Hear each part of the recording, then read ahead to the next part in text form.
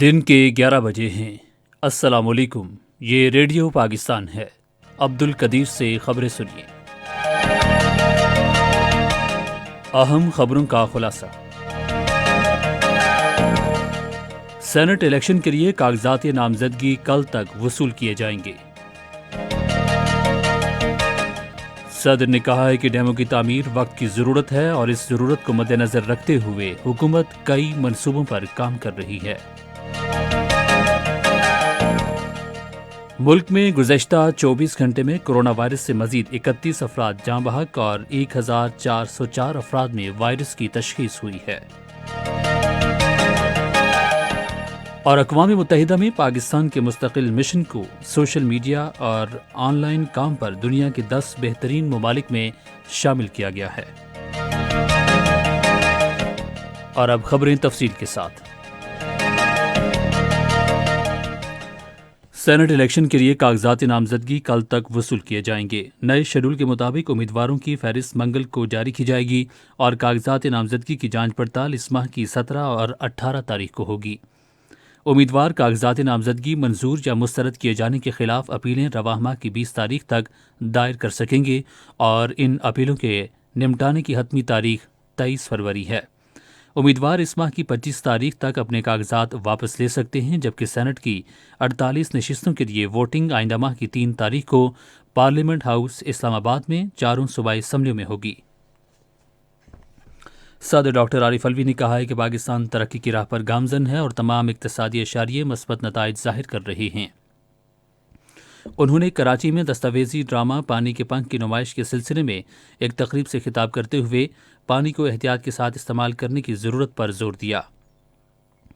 सदर ने कहा कि मुल्क की ज़रूरत को मद्देनज़र रखते हुए डैमों की तामीर वक्त की ज़रूरत है और इस ज़रूरत को मद्देनज़र रखते हुए हुकूमत मुख्तलिफ मनसूबों पर काम कर रही है।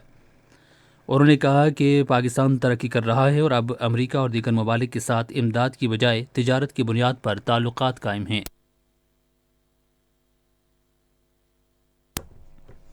साइंस और टेक्नोलॉजी के वजीर चौधरी फवाद हुसैन ने कहा है कि हुकूमत मुल्क में मसनूआत की तैयारी की सनत बहाल करने के लिए कोशां है। लाहौर में एक तकरीब से खिताब करते हुए उन्होंने कहा कि मसनूआत की तैयारी की सनत से कई मस्बत नताइज मुरतब होंगे और रोज़गार के नए मौक़े पैदा होंगे।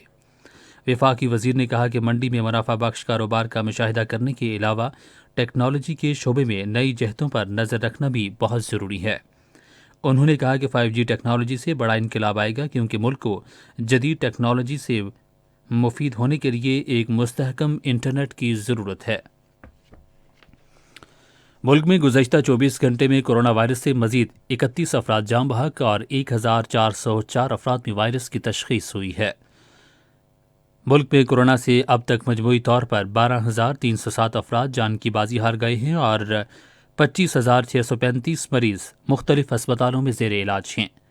वायरस से अब तक 5,25,087 अफराद सेहतयाब हो चुके हैं। अक़वाम मुत्तहिदा में पाकिस्तान के मुस्तकिल मिशन को सोशल मीडिया और ऑनलाइन काम पर दुनिया के 10 बेहतरीन ममालिक में शामिल कर लिया गया है। ये बात जिनेवा इंटरनेट प्लेटफॉर्म की जानिब से #जिनेवा एंगेज के साथ बताई गई। भारत के गैर कानूनी ज़ेर कब्ज़ा जम्मू कश्मीर पीपल्स मूवमेंट ने कहा है कि भारत मुतनाज़ इलाके के साथ अपनी कॉलोनी की तरह बर्ताव कर रहा है। पार्टी के चेयरमैन मीर शाह सलीम ने एक बयान में कहा कि कश्मीर की खुसूसी हैसियत की मनसूखी के बाद भारत अवाम को हर चीज़ से महरूम कर रहा है। उन्होंने कहा कि हमें अपने वसाइल से महरूम किया जा रहा है और हमारी धरती को बेचा जा रहा है।